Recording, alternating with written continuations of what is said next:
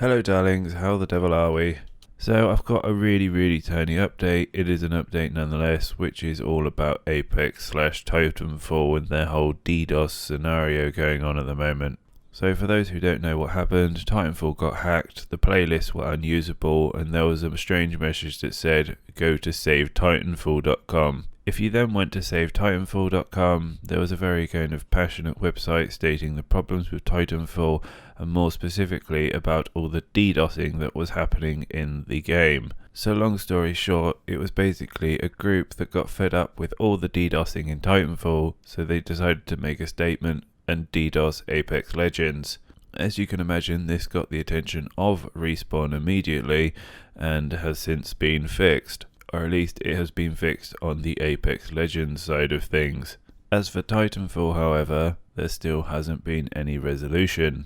But we did get an update from Ryan Rigney, and I think it's worth mentioning for all those who are waiting for a fix for Titanfall, and just as a culture thing for development and games and people waiting for patches, etc.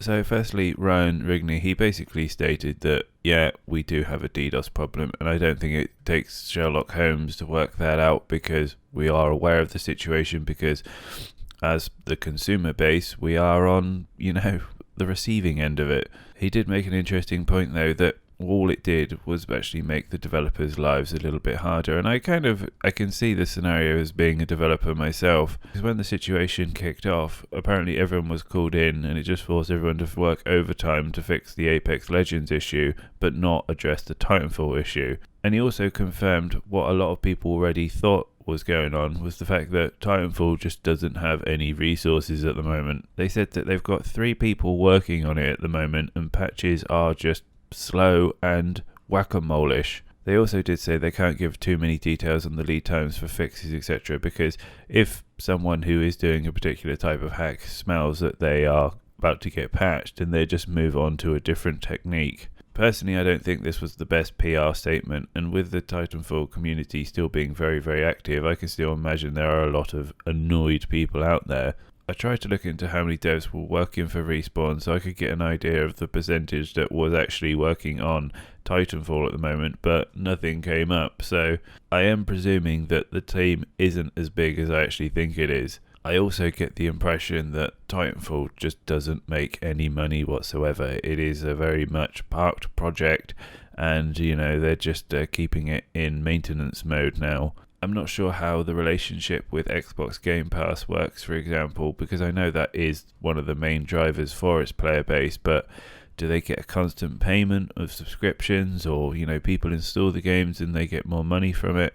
My gut feel it is just a flat payment, or I don't know, maybe they had to pay Xbox to get it on the Xbox Game Pass. It is part of the whole E3 bridge relationship with Xbox Game Pass after all.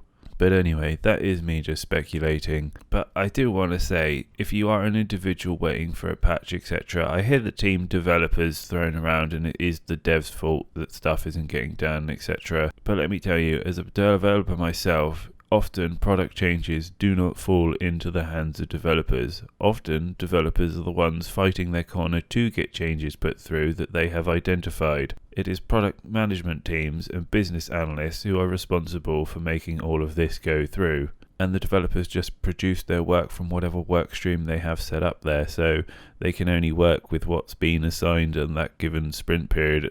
That is, if they're using Agile, for example. Anyway, I don't know if it's me just being too finicky and that they aren't the ones who are responsible for getting patches and etc. out into the ecosystem. Anyway, I didn't want to turn it into a philosophy discussion on development and who controls what, but I did want to give you the update and the little bit of a snippet that we had on the plate. But for now, anyway, everyone have a great day. I've got a stinking cold at the moment, so I will be back with more news if I'm feeling well enough. Until then, be safe, be happy, and have a great day.